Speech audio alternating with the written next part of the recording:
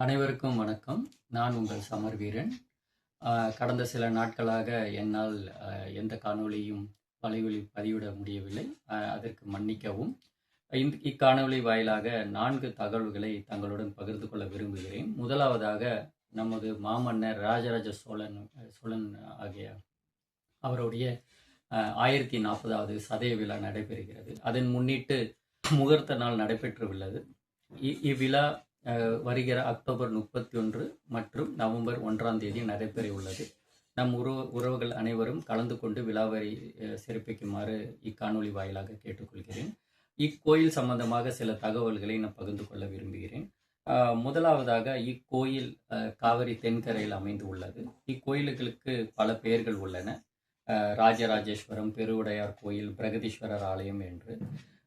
இக்கோயிலின் தலைமை சிற்பியாக குஞ்சரமல்லன் ராஜராஜ பெருந்தச்சன் என்று கோவில் கல்வெட்டுகளால் குறிப்பிடப்படுகிறது. இம்மூன்று பெயர்கள் எந்த காலகட்டத்தில் அழைக்கப்பட்டன என்ற சில தகவல்களை தங்களுடன் பகிர்ந்து கொள்ள விரும்புகிறேன். முதலாவதாக சோழ பேரரசுகள் உச்ச புகழில் இருக்கும் பொழுது இக்கோயில் கட்டப்பட்டது. அவர்கள் கட்டப்பட்ட பிறகு இக்கோயில் ராஜராஜேஸ்வரம் என்று அழைக்கப்பட்டது. பிறகு தஞ்சை நாயக்கர்களால் ஆளப்படும் பொழுது இக்கோயிலை பெருவுடையார் கோயில் என்றே அழைக்கப்பட்டன. பிறகு மராத்திய மன்னர்களால் ஆளப்படும் பொழுது 17ஆம் மற்றும் 18ஆம் நூற்றாண்டுகளில் இக்கோயிலை பிரகதீஸ்வரம் என்றே அழைக்கப்பட்டது. நாம் தமிழராக அனைவருமே ராஜராஜேஸ்வரம் என்று அழைப்பதே சால சிறந்தது என்று நினைக்கிறேன். இரண்டாம் தகவல், நாம் தமிழர் கட்சியின் சார்பாக சில தகவல்களை தெரிவிக்க விரும்புகிறேன். முதல் தகவல், நிர்வாக பொறுப்பாளர்கள் அறிவிக்கப்பட்டிருக்கிறார்கள். நம்மளுடைய தம்பி ஆனந்தன் அவர்கள் பெயரும் இடம்பெற்று உள்ளது. நம்மளுடைய வாழ்த்துக்களை தம்பி ஆனந்தன் அவர்களுக்கு இக்காணொளி வாயிலாக தெரிவித்துக் கொள்கிறோம். மற்றொன்று தண்ணீர் மாநாடு. அண்ணன் அவர்கள் எழுச்சியுரையாற்ற இருக்கிறார். ஐப்பசி மாதம் 29ஆம் தேதி, ஆங்கில தேதி 15 நவம்பர் 2025. இடம் வீரம் பெரும்பாட்டன், கரிகாலன் திடல், பூதலூர், கல்லணை அருகில், திருவையாறு.